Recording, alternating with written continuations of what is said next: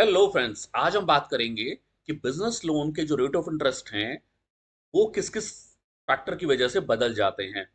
मान लो कि कस्टमर ने आज हमसे कोई बिजनेस लोन लिया है, टर्म लोन लिया है, सीसी लिया है, ओडी लिया है, और फिर आगे जाके उसका इंटरेस्ट रेट बदल जाता है, घट जाता है या बढ़ जाता है, तो किस वजह से बढ़ जाता है। हमें ये फैक्टर्स पता होने चाहिए, जिससे हम कस्टमर की अगर कोई कंप्लेंट होती है इसके रिगार्डिंग या कोई क्वेरी होती है कि मेरा इंटरेस्ट रेट क्यों बढ़ गया या घट गया, तो ये पता होने चाहिए फैक्टर्स हमको। तो पहला फैक्टर हो जाता है इंटरनल रेटिंग का। हर बैंक जब लोन देता है तो उस लोन की या उस क्रेडिट एक्सपोजर की रेटिंग करता है, और ये रेटिंग जनरली हर साल होती है, एवरी ईयर होती है। और जब ये रेटिंग हर साल होती है तो उसमें बहुत सारे फैक्टर्स को कंसिडर किया जाता है, जैसे वो लोन पिछले साल पूरे साल कैसा चला है, उसका रिपेमेंट हिस्ट्री कैसी रही है, कस्टमर ने अपने टारगेट्स अचीव किए हैं कि नहीं किए हैं। तो इन सारे फैक्टर्स के बेसिस पर इंटरनल रेटिंग होती है। रेटिंग जितनी अच्छी होगी उतना उतना कम रेट ऑफ इंटरेस्ट होगा, और रेटिंग जितनी खराब होगी उतना रेट ऑफ इंटरेस्ट बढ़ जाएगा। आगे चलते हैं, अब इंटरनल रेटिंग में क्या क्या फैक्टर्स होते हैं और उससे क्या इम्पैक्ट आ जाता है रेटिंग के ऊपर, रेट ऑफ इंटरेस्ट के ऊपर, वो देख लेते हैं। सबसे पहले आ जाता है रिपेमेंट हिस्ट्री। मान लीजिए कि कस्टमर ने सीसी, ओडी या टर्म लोन लिया, सैंक्शन हुआ। सैंक्शन के समय रेट ऑफ इंटरेस्ट उसका फॉर एग्जांपल 9.5% था। अब एक साल तक ये सीसी, ओडी या टर्म लोन कस्टमर ने चलाया, और अगले साल जब रेटिंग की बारी आई तो पता चलता है कि जो रिपेमेंट हिस्ट्री है, यानी कि सीसी का जो इंटरेस्ट का रिपेमेंट है, ओडी का इंटरेस्ट का रिपेमेंट है, टर्म लोन की जो इंस्टॉलमेंट्स बनाई गई थी, और इंटरेस्ट का जो रिपेमेंट था, वो सही समय पर नहीं हुआ। तो अगर ऐसा होगा तो उसकी रिपेमेंट हिस्ट्री पे एडवर्स इम्पैक्ट आएगा, और जब भी कोई एडवर्स इम्पैक्ट आएगा तो उसकी वजह से उसका उसकी जो रेटिंग होगी वो खराब होगी। तो सबसे पहला फैक्टर होता है रिपेमेंट हिस्ट्री। ये कंडक्ट को दर्शाता है, अकाउंट के कंडक्ट का पता चलता है इससे। नेक्स्ट जो फैक्टर होता है वो होता है compliance of sanction terms and conditions. जब भी बैंक कोई लोन या लिमिट सैंक्शन करता है तो उसमें कुछ शर्तें भी लगी हुई होती हैं। वो शर्तें कुछ इस तरह की हो सकती हैं, फॉर एग्जांपल ये कंडीशन हो सकती है कि कस्टमर को अपना जो कैपिटल है वो एक सर्टेन अमाउंट तक बढ़ाना है। कस्टमर को जो अनसिक्योर्ड लोन्स हैं वो एक सर्टेन अमाउंट तक बढ़ाने हैं। कस्टमर को अगले एक साल में क्या टारगेट्स रखने हैं, और उन टारगेट्स को कैसे अचीव करना है, कितने टारगेट्स अचीव करने हैं। तो कई सारे सैंक्शन टर्म्स एंड कंडीशंस हो सकती हैं। प्रॉपर्टी से रिलेटेड कंडीशंस हो सकती हैं। हो सकता है जो प्रॉपर्टी मॉर्गेज हो उसके पेपर्स में कुछ कमी हो, और उस कमी के लिए बैंक ने टाइम दिया हो कि अगले 2 महीनों में या 3 महीनों में ये कमी को दूर किया जाए, और कस्टमर इस कमी को दूर नहीं कर पाता है। इस तरह की कोई भी चीजें हो सकती हैं, कोई भी सैंक्शन टर्म्स एंड कंडीशंस हो सकती हैं। अगर वो sanction terms and conditions comply नहीं होती हैं फॉर सम रीजन, तो भी रेट ऑफ इंटरेस्ट पे इंपैक्ट आएगा, रेटिंग के ऊपर इंपैक्ट आएगा। Routing of turnover through CCOD account, ये बहुत इंपॉर्टेंट फैक्टर है। जब भी कोई बैंक कस्टमर को सीसी लिमिट देता है या ओडी लिमिट देता है, खासकर बिजनेस के लिए, तो उसमें एक फैक्टर ये होता है कि कस्टमर जो भी बिजनेस ट्रांजैक्शंस होगा उनको उस पर्टिकुलर सीसी अकाउंट या ओडी अकाउंट के थ्रू ही रूट करेगा। मतलब ये हुआ कि मान लीजिए कि कस्टमर का पूरे साल के अंदर जो टर्नओवर है वो 1 करोड़ रुपए का है, तो ये एक रूल होता है कि ये जो सारा का सारा टर्नओवर है वो इस सीसी या ओडी अकाउंट के थ्रू रूट होना चाहिए। अब कई बार कस्टमर्स क्या करते हैं कि टर्नओवर को प्रॉपर्ली रूट नहीं करते। फॉर एग्जांपल कैश में सेल होती है, और वो सेल फिर अकाउंट के अंदर नहीं आती, डायरेक्टली बाहर की बाहर उसके उसके थ्रू परचेजेस हो जाती हैं। तो ऐसे में क्या होगा कि सीसी या ओडी अकाउंट के अंदर टर्नओवर की रूटिंग नहीं होगी, टर्नओवर सीसी या ओडी अकाउंट के थ्रू घूमेगा नहीं। एक और रीजन ये हो जाता है कि कस्टमर ने सीसी या ओडी तो ले लिया एक बैंक से, बट स्टिल किसी दूसरे बैंक में उसने अपना करंट अकाउंट मेंटेन किया हुआ है। तो क्या होगा कि जो सेल्स होंगी वो सारी की सारी सीसी और ओडी के थ्रू ना होकर उस करंट अकाउंट के थ्रू होंगी, तो सीसी और ओडी का जो कंडक्ट है वो सही नहीं माना जाएगा। तो ये बहुत ही इंपॉर्टेंट फैक्टर है जो हमें कस्टमर को समझाना जरूरी है कि जो टर्नओवर है वो सीसी या ओडी अकाउंट के थ्रू ही रूट हो। यूटिलाइजेशन ऑफ फंड्स, ये भी बहुत इंपॉर्टेंट फैक्टर है। जब भी कोई बैंक सीसी, ओडी या टर्म लोन देता है बिजनेस पर्पस के लिए, तो उसका कुछ पर्टिकुलर पर्पस होता है। फॉर एग्जांपल सीसी दी गई तो वो किसी एक पर्टिकुलर बिजनेस की वर्किंग कैपिटल नीड्स के लिए दी गई है।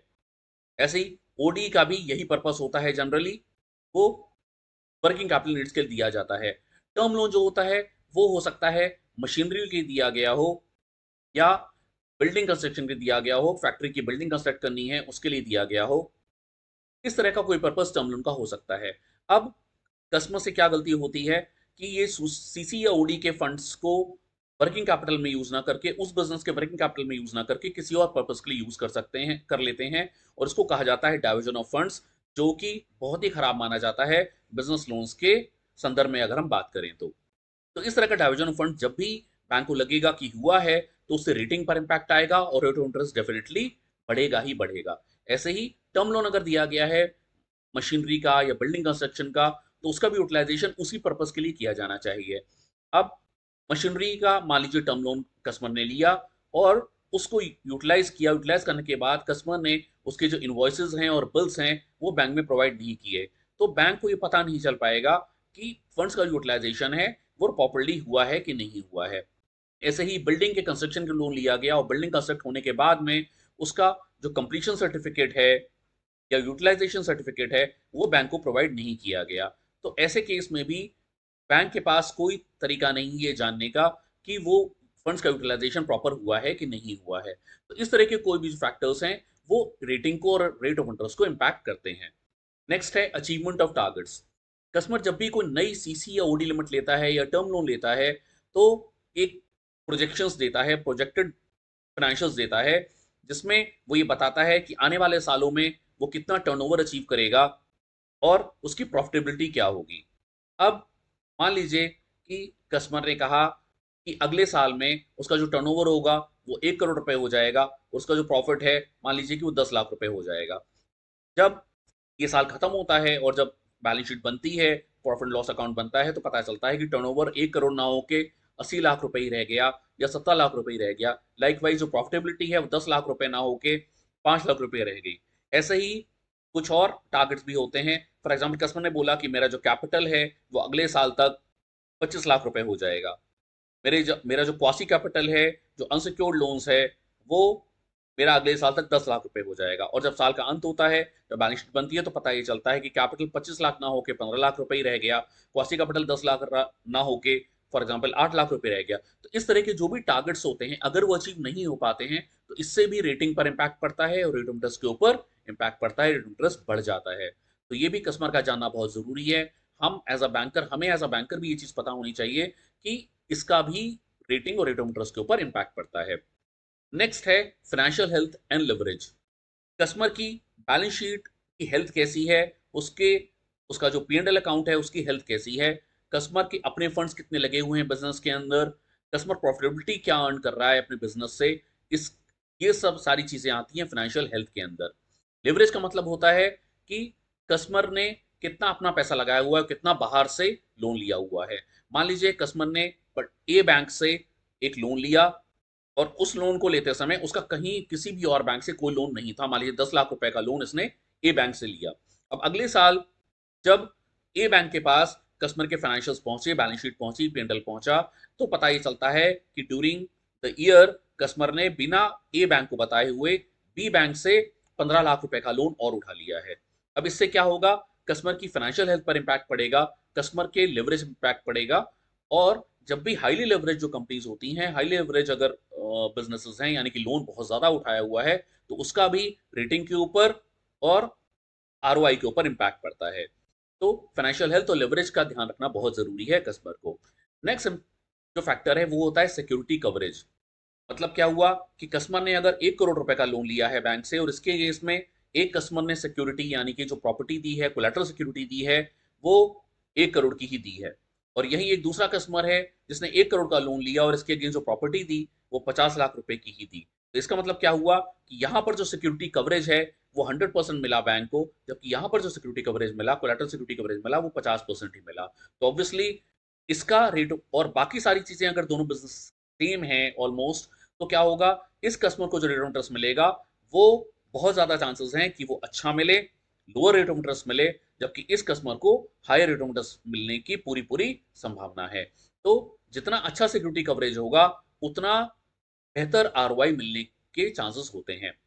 आगे चलते हैं, credit track record of promoters and group concerns. इसका क्या मतलब है, कस्टमर ने एक लोन लिया, बिजनेस लोन लिया अपनी ए फर्म के लिए, और इस लोन को वो बहुत अच्छा चला रहा है, सारे समय पर इसके रिपेमेंट्स भी हो रहे हैं, यानी कि कंडक्ट बहुत अच्छा है, सैंक्शन टर्म्स भी सारी कंप्लाइड हैं, इसके टारगेट्स भी अचीव हो रहे हैं, कोई डाइवर्जन भी नहीं है, यानी कि सब कुछ इस फर्म का बहुत अच्छा चल रहा है। इसकी फाइनेंशियल हेल्थ भी अच्छी है, हाईली लेवरेज भी नहीं है, सब कुछ ही बहुत अच्छा चल रहा है। लेकिन वहीं इन्हीं प्रमोटर्स की, यानी कि जो इस फर्म के मालिक हैं, इन्हीं प्रमोटर्स की एक दूसरी फर्म है, बी फर्म है, जिसका किसी दूसरे बैंक से लोन चल रहा है, और ये वाला जो लोन है वो ठीक नहीं चल रहा। ये जो ए फर्म का जिस बैंक से लोन है, उसने जब चेक किया कि बी फर्म का जो सिबिल है वो खराब है, यानी कि बी फर्म का जो लोन है जिस भी बैंक से हो वो खराब है, वो सही नहीं चल रहा, समय पर उसके रिपेमेंट्स नहीं जा रहे हैं, सिबिल से पता चल रहा है। और साथ ही जो प्रमोटर्स हैं, उनके जो दूसरे बैंक से इंडिविजुअल लोन है वो भी अगर सही सही नहीं चल रहे हैं, इन दोनों में से कोई भी फैक्टर हो सकता है, तो भी इस फर्म के लोन की रेटिंग के ऊपर इम्पैक्ट आएगा। तो कस्टमर का और हमारा ये जानना बहुत जरूरी है कि अकेले इस फर्म के लोन को अच्छा चलाना ही आवश्यक ही काफी नहीं होता। प्रोमोटर्स का अपना individual track record, credit history जो है, और उसकी जो दूसरी ग्रुप कंसर्न्स हैं उनका जो क्रेडिट ट्रैक रिकॉर्ड है, दोनों का अच्छा होना भी जरूरी होता है। अब कुछ ऐसे फैक्टर्स होते हैं जिस पर कस्टमर का कंट्रोल नहीं होता, जैसे आरबीआई का रेपो रेट चेंज कर देना। रेपो रेट आरबीआई समय समय पर घटाता या बढ़ाता रहता है। जब भी रेपो रेट बढ़ता है तो आरओआईज बढ़ जाते हैं। भले ही कस्टमर की जो क्रेडिट हिस्ट्री है, क्रेडिट ट्रैक रिकॉर्ड है, सब कुछ बहुत अच्छा है, लेकिन अगर आरबीआई रेपो रेट बढ़ाएगा तो रेट ऑफ इंटरेस्ट के बढ़ने की पूरी पूरी संभावना है, और रेपो रेट अगर घटता है तो रेट ऑफ इंटरेस्ट के घटने की भी पूरे पूरे चांसेस हो जाते हैं। तो ये फैक्टर कस्टमर के कंट्रोल में नहीं होता, पर हमें एज अ बैंकर या कस्टमर को ये चीज पता होनी चाहिए कि अगर आरबीआई रेपो रेट को घटाएगा या बढ़ाएगा तो लोन के रेट ऑफ इंटरेस्ट पे, चलते हुए लोन के रेट ऑफ इंटरेस्ट पे भी इंपैक्ट आता है। एक सेक्टर स्पेसिफिक इश्यूज भी हो सकते हैं। इसका क्या मतलब होता है कि मान लीजिए पर्टिकुलर सेक्टर है, जैसे हम बात करें कि रियल एस्टेट सेक्टर है। अब अगर real estate sector as a whole बहुत ज्यादा अच्छा नहीं चल रहा है, तो हो सकता है बैंकर्स ये डिसाइड करें कि रियल एस्टेट के ऊपर हायर आरओआई लगाया जाएगा। तो दूसरा सेक्टर है, फॉर एग्जांपल है एग्रीकल्चर सेक्टर है। एग्रीकल्चर सेक्टर पे मान लीजिए गवर्नमेंट बहुत ज्यादा स्ट्रेस दे रही है, गवर्नमेंट बहुत ज्यादा इसको इंपॉर्टेंस दे रही है, तो बैंकर्स इस पर हो सकता है लोअर रेट ऑफ इंटरेस्ट लगाएं। तो एक कस्टमर है जिसका कि काम रियल एस्टेट का है, उसकी भी 1 करोड़ की लिमिट है, और एक कस्टमर है जो कि एग्रीकल्चर सेक्टर में काम कर रहा है, उसकी भी 1 करोड़ की लिमिट है, 1 करोड़ का ही लोन है। सब कुछ दोनों ही फर्म्स का बहुत अच्छा है, ट्रैक रिकॉर्ड, फाइनेंशियल्स दोनों के बहुत अच्छे चल रहे हैं, सब कुछ ही बहुत अच्छा है। लेकिन हो सकता है क्योंकि रियल एस्टेट बहुत अच्छा नहीं चल रहा सेक्टर एज अ होल, तो इस पर हो सकता है हायर रेट ऑफ इंटरेस्ट मिल लगे। और वहीं एग्रीकल्चर सेक्टर जो कि प्रायोरिटी सेक्टर में है और गवर्नमेंट इसके ऊपर ज्यादा इंपॉर्टेंस दे रही है, बैंक्स इसको ज्यादा इंपॉर्टेंस दे रहे हैं, तो इस पर उसी अमाउंट पर हो सकता है कम रेट ऑफ इंटरेस्ट लगे। तो ये सारे फैक्टर्स हैं जो कि रेट ऑफ इंटरेस्ट को इम्पैक्ट करते हैं। उम्मीद है आपको वीडियो पसंद आया होगा। Thanks for watching, bye bye and take care.